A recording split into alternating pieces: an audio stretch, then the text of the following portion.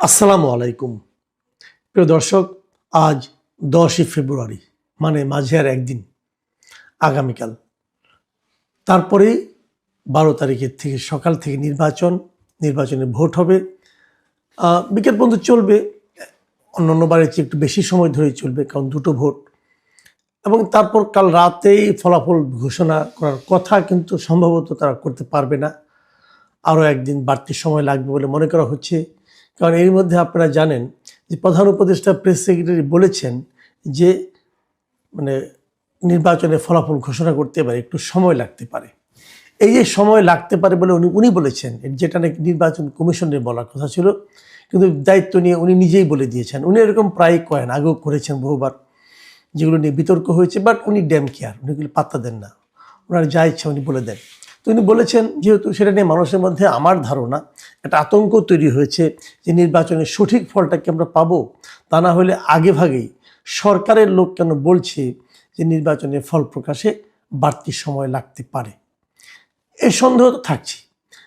তারপরেও যেটা basic point, সেটা হলো যে এই নির্বাচনের ফল প্রকাশের পর কোনো ধরনের দাঙ্গা হাঙ্গামা, কোনো ধরনের মারামারি, সন্ত্রাস, অথবা যেটাকে বলা হয় রক্তগঙ্গা কি বয়ে যাবে, এই প্রশ্নগুলি কিন্তু থাকছে। এই প্রশ্নগুলি নিয়ে আমি আজকের আলোচনা শেষ দিকে একটু আলোচনা করব। তার আগে আমি যে বিষয়টা নিয়ে আজকে কথা বলতে চাই, সেটা হলো যে গতকালকে নির্বাচনী প্রচারণা একদম শেষ মুহূর্তে, কারণ আজকে সকাল 7টা থেকেই নির্বাচনী প্রচারণা কিন্তু বন্ধ। কাজেই গতকালকে রাতেই প্রধান দুটো দল, যেটা জামায়াতে ইসলামী এবং বিএনপি, এই দুই দলের দুই শীর্ষ নেতা, জামায়াতে ইসলামের ডাক্তার শফিকুর রহমান এবং বিএনপির জনাব তারেক রহমান, ওনারা জাতির উদ্দেশ্যে টেলিভিশনে ভাষণ দিয়েছেন। বিটিভিতে সেটা প্রচারিত হয়েছে। সেই ভাষণ দুটো নিয়ে আমি একটু কথা বলতে চাই। আপনারা এই ভাষণ দুটো আপনারা নিশ্চয়ই দেখেছেন। তো আমার কাছে কেমন লেগেছে কার ভাষণ, সেটা নিয়ে একটু আমি কথা বলতে চাই। আমি যদি প্রথমে তারেক রহমানের কথাটা বলি, তারেক রহমান ভাষণ দিয়েছেন পুরো 37 মিনিট 13 সেকেন্ড, আমি যেটা পেয়েছি। বিশাল ভাষণ। এক পর্যায়ে না ক্লান্তি এসে গিয়েছিল আমার। এত লম্বা ভাষণ আমি কেন শুনবো? মানুষের তো সময়ের দাম আছে। এত লম্বা ভাষণ আমি পছন্দ করিনি। বিপরীত দিকে শফিকুর রহমান ভাষণ দিয়েছেন, যেটা ওটা তুলনামূলকভাবে ওই ভাষণের প্রায় অর্ধেক। উনি দিয়েছেন 19 মিনিট 15 সেকেন্ড। এটা তুলনামূলকভাবে ছোট, অর্ধেক। কিন্তু অর্ধেক হলেও এটা যে শুনতে খুব শ্রুতিমধুর ঠেকেছে, তাও কিন্তু আমার কাছে মনে হয়নি। কেন হয়নি সেটাও আমি আপনাদেরকে বলবো। দুটো ভাষণের টাইপটা দু ধরনের, দুটো ভাষণের ক্যারেক্টার ছিল টোটালি দু ধরনের। আমার কাছে যেমন ধরেন আপনি তারেক রহমান সাহেব কী বলেছেন, অনেক কথা বলেছেন। আমি দু একটা চুম্বক পয়েন্ট, আমার কাছে যেগুলি চুম্বক মনে হয়েছে, গুরুত্বপূর্ণ মনে হয়েছে, সেগুলো আপনাদেরকে আমি একটু বলি।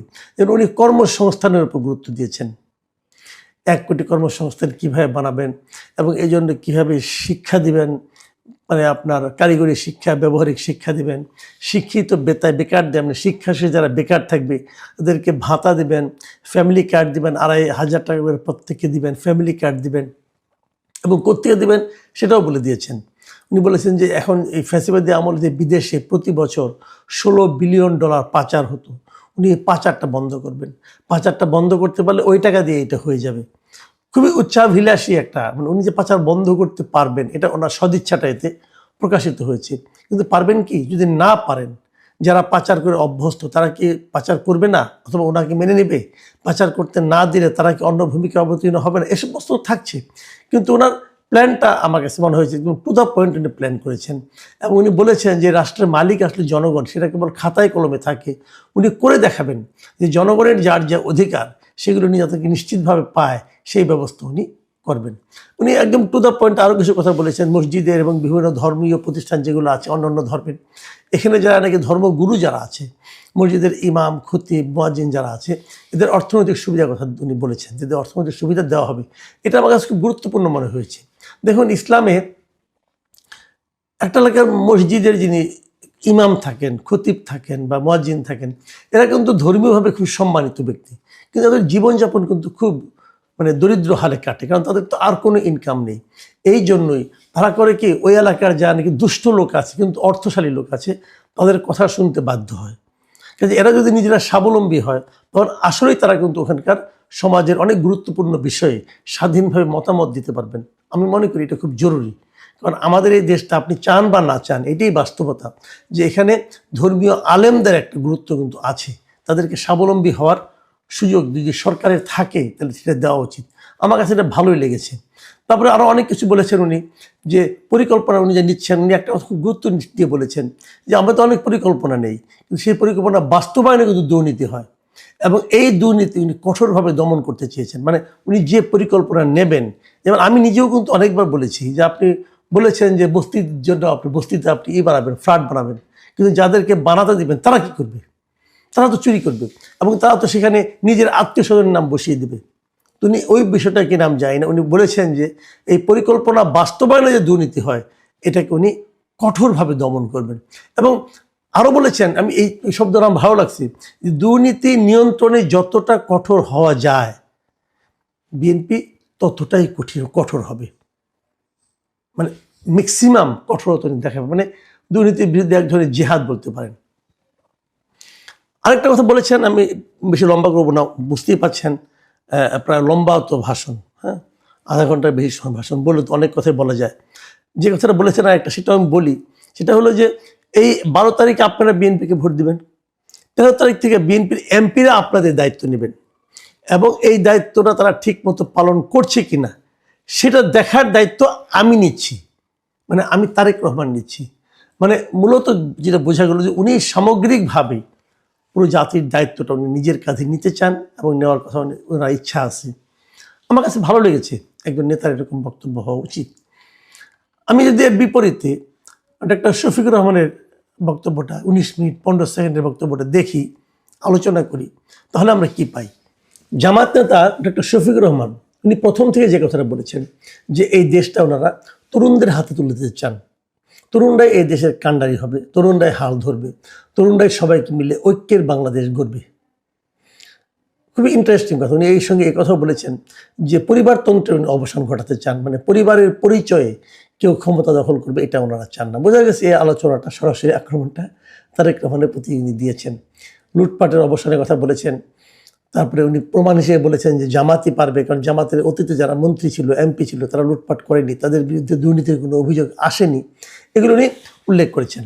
এবং উনি বলেছেন যে নারীকে মূল্যায়ন করা হবে, নারীকে নিরাপত্তা দেওয়া হবে, কেউ যেন ভয়ের সংস্কৃতির মধ্যে বসবাস না করে সেটা দেখানো হবে। এবং উনি 3টা ক্ষেত্রের কথা বলেছেন যে দেশের উন্নতি করতে হলে এই 3টা ক্ষেত্রে উন্নতি করতে হবে, এবং এই 3টা ক্ষেত্রে কী করতে হবে? শিক্ষায় সংস্কার আনতে হবে, বিচার বিভাগ আমূল ঢেলে সাজাতে হবে, এবং অর্থনীতির সংস্কার করতে হবে। এই 3টাকে উনি মেইন টার্গেট হিসেবে বলতে চেয়েছেন। তো প্রবাসীদের নিয়ে কথা বলেছেন।